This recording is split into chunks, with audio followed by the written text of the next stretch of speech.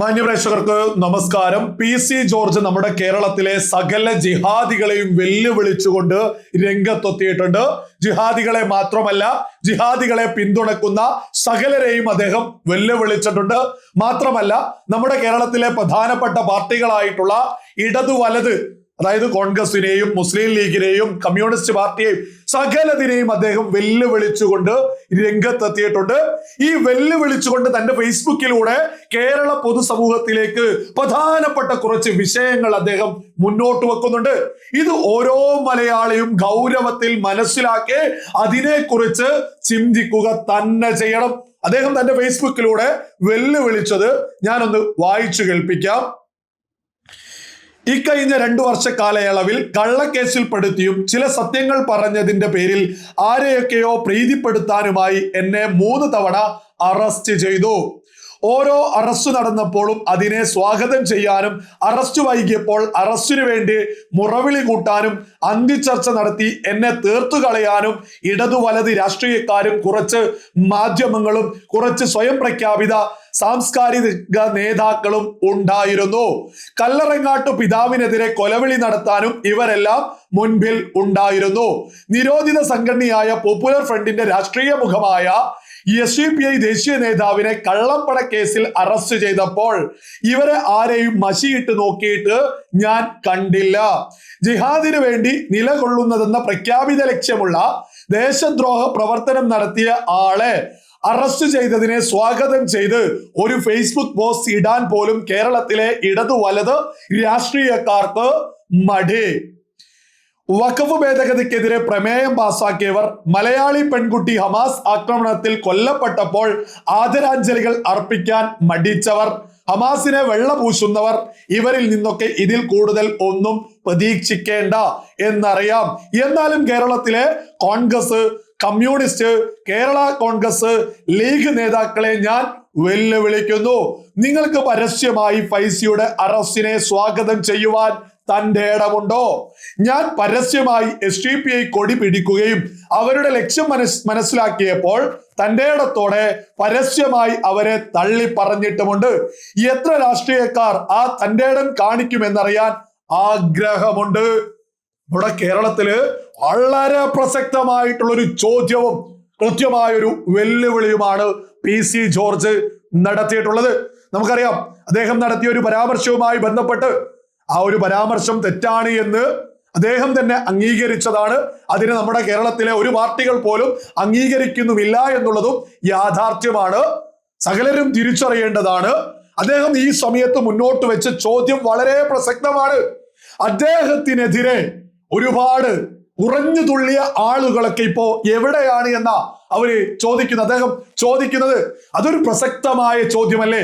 PC ജോർജുമായി ബന്ധപ്പെട്ട വിഷയത്തിൽ നമ്മുടെ കേരളത്തിലെ മാധ്യമങ്ങള് അന്തിച്ചർച്ച മത്സരിച്ചല്ലായിരുന്നോ നടത്തിയിരുന്നത്?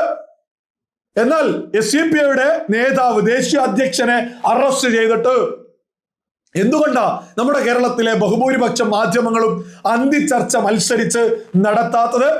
ഈ SDPI ദേശീയ അധ്യക്ഷനെതിരെ ആരും എന്തുകൊണ്ട് ചർച്ചയുമായിട്ട് രംഗത്തെത്തിയിട്ട് പ്രഖ്യാപനങ്ങൾ നടത്തുന്നില്ല? ഈ SDPIയുടെ നേതാവ് എന്തൊക്കെ അപകടകരമായിട്ടുള്ള പ്രഖ്യാപനങ്ങൾ നമ്മുടെ കേരളത്തിൽ നടത്തിയിട്ടുണ്ട്.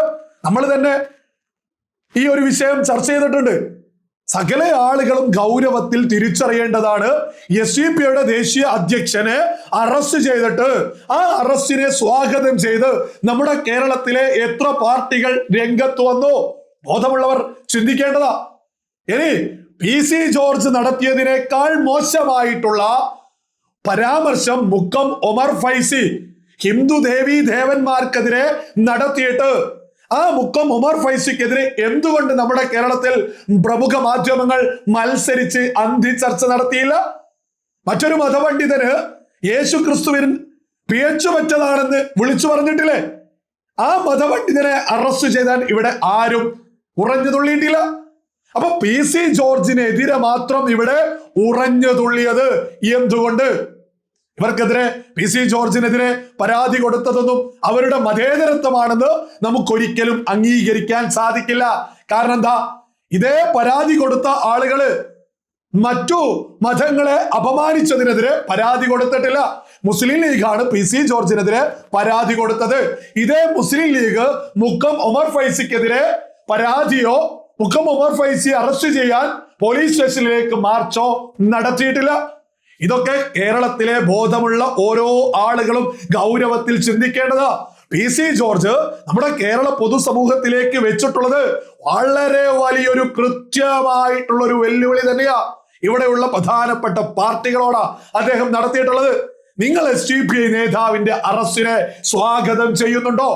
നമ്മൾ മനസ്സിലാക്കണം, ED കൃത്യമായിട്ട് പറയുന്നു, പോപ്പുലർ ഫ്രണ്ട് ജിഹാദ് നടത്താൻ രൂപീകരിച്ച രാഷ്ട്രീയ പാർട്ടിയാണ് SDPI എന്ന്. ഈ ഒരു സാഹചര്യത്തില് നിങ്ങൾ ഇന്നലകളിൽ അവരുടെ വോട്ടോ അവരുമായിട്ട് എന്തെങ്കിലും ബന്ധമോ അതൊക്കെ നമുക്ക് മനസ്സിലാക്കാം. പക്ഷെ ഈ ഒരു സന്ദർഭത്തിൽ എന്തുകൊണ്ട് ഇവിടെയുള്ള പ്രധാനപ്പെട്ട പാർട്ടികളിലെ നേതാക്കന്മാര് രംഗത്തെത്തിയിട്ട് ഈ ഒരു അറസ്റ്റിനെ സ്വാഗതം ചെയ്യുന്നില്ല? PC ജോർജ് ഉയർത്തിയ ആ ഒരു ചോദ്യം വളരെ വളരെ കൃത്യമായിട്ടുള്ള ഒരു ചോദ്യമാണ്. ബോധമുള്ള ഏതൊരു മലയാളിയും 1000 തവണ ചിന്തിക്കേണ്ട ചോദ്യങ്ങളാ PC ജോർജ് മുന്നോട്ട് വെച്ചിട്ടുള്ളത്. ഈ SDPIയുടെ പ്രധാനപ്പെട്ട നേതാവിനെ അറസ്റ്റ് ചെയ്തിട്ട് എന്തുകൊണ്ട് ഇവിടെ ചർച്ചയില്ല, ബഹളമില്ല? ഇവിടെ ഒന്നും നിങ്ങളൊന്ന് ആലോചിച്ച് നോക്കൂ. PC ജോർജിനെ അറസ്റ്റ് ചെയ്ത സമയത്ത് മത്സരമല്ലായിരുന്നു. മുസ്ലിം ലീഗൊക്കെ വിളിച്ചു പറഞ്ഞത്, അതിന്റെ വക്താവൊക്കെ വിളിച്ചു പറഞ്ഞത്, ഞങ്ങൾക്ക് വലിയ സന്തോഷം, ഇത് ഞങ്ങളുടെ വിജയമാണ്, ഞങ്ങളുടെ നിരന്തര പരിശ്രമം കൊണ്ടാണ് ഞങ്ങൾ ഇത് നേടിയെടുത്തത് എന്നൊക്കെയാ. അതേ മുസ്ലിം ലീഗിന് ഇതൊക്കെയായി ബന്ധപ്പെട്ട് എന്താണ് നിലപാട്? ആ പരാതി കൊടുത്ത മുസ്ലിം ലീഗ് ഇന്നലകളില് മുക്കം ഉമർ ഫൈസി പറഞ്ഞ വിഷയത്തിൽ എന്തുകൊണ്ട് പരാതി കൊടുത്തില്ല? പരാതി കൊടുത്ത് എന്തുകൊണ്ട് അറസ്റ്റ് ചെയ്യിപ്പിച്ചില്ല? പോലീസ് സ്റ്റേഷനിലേക്ക് മാർച്ച് നടത്തി ഈ മുക്കം ഫൈസിയെ അറസ്റ്റ് ചെയ്ത് ചാനലിൽ വന്നുകൊണ്ട് അത് ഞങ്ങളുടെ വിജയമെന്ന് എന്തുകൊണ്ട് വിളിച്ചു പറയുന്നില്ല? ഇതൊക്കെ കേരളത്തിലെ ബോധമുള്ള മലയാളികൾ ചിന്തിച്ചു തുടങ്ങണം. ഇത് കേരളത്തിലെ വലിയൊരു പ്രശ്നം തന്നെയാ. PC ജോർജ് ഉന്നയിച്ച ഒരു വിഷയം സകല ആളുകളും ഗൗരവത്തിൽ തന്നെ മനസ്സിലാക്കേണ്ടതുണ്ട്. നമ്മുടെ കേരളത്തിലെ സാഹചര്യ വലിയ റെയ്ഡ് നടക്കുക, ഇതുമായി ബന്ധപ്പെട്ട തെളിവുകൾ ED മത്സരിച്ച് പുറത്തുവിട്ടുകൊണ്ടിരിക്കുക. ഈ ഒരു സാഹചര്യത്തില് PC ജോർജിന്റെ ചോദ്യം വളരെ പ്രസക്തമാണ്. ആ ചോദ്യത്തിന് ഉത്തരം നമ്മുടെ കേരളത്തിലെ ഇടതു വലത് കേന്ദ്രങ്ങളിലെ നേതാക്കന്മാർ ഉത്തരം പറഞ്ഞേ പറ്റൂ. ആ ഉത്തരം പറഞ്ഞിട്ടില്ലെങ്കിൽ കേരളത്തിലെ ബോധമുള്ള മലയാളികള്, കോൺഗ്രസില്, മുസ്ലിം ലീഗില്, ഈ പറയുന്ന കമ്മ്യൂണിസ്റ്റ് പാർട്ടിയിലൊക്കെയുള്ള നേതാക്കന്മാരെ നോക്കിയിട്ട് കേരളത്തിൽ ബോധമുള്ള ആളുകള് പുച്ഛിച്ച് തള്ളുമെന്നുള്ളതിൽ ഒരു തർക്കവും ആർക്കും തന്നെ വേണ്ട. കൂടുതൽ വാർത്തകളും വിശേഷങ്ങളും നിങ്ങളിലേക്ക് എത്താൻ ABC മലയാളം സബ്സ്ക്രൈബ് ചെയ്യുക, ബെൽ ബട്ടണും അമർത്തുക.